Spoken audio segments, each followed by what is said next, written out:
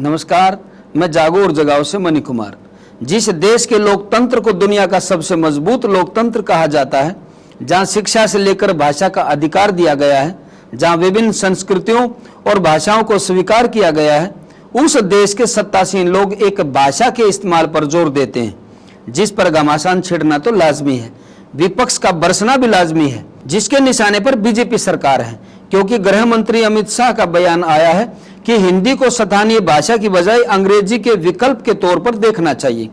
उनके इस बयान को लेकर दक्षिण में दंगल छिड़ गया है। तमिलनाडु की सत्तारूढ़ पार्टी ने तो इसका सड़कों पर उतरकर विरोध किया है। वही विरोधी दलों के साथ साथ दक्षिण में बीजेपी नेता भी अपनी पार्टी को आड़े हाथों ले रहे हैं। बीजेपी के तमिलनाडु इकाई के नेताओं ने दावा किया है कि किसी के भारतीय होने के लिए हिंदी सीखने की बाध्यता नहीं है। साथ ही कहा है कि प्राचीन तमिल भाषा राष्ट्रीय संपर्क भाषा के मापदंडों पर खरी उतर सकती है। इतना ही नहीं, बीजेपी तमिलनाडु प्रदेश इकाई के प्रमुख के अन्नामलाई ने कहा है कि उनकी पार्टी तमिलनाडु के लोगों पर हिंदी थोपे जाने को ना तो स्वीकार करेगी और ना ही इसकी अनुमति देगी।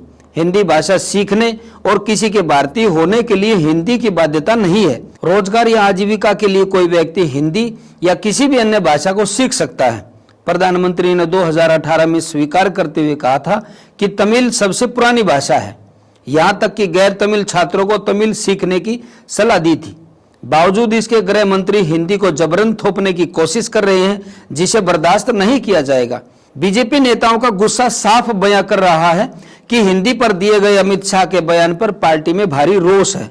भाषा पर दिए गए बयान पर अमित शाह पूरी तरह घिर चुके हैं। अब देखना यह होगा कि इस विवाद को खत्म करने के लिए अमित शाह क्या सफाई देते हैं। आज के लिए बस इतना ही।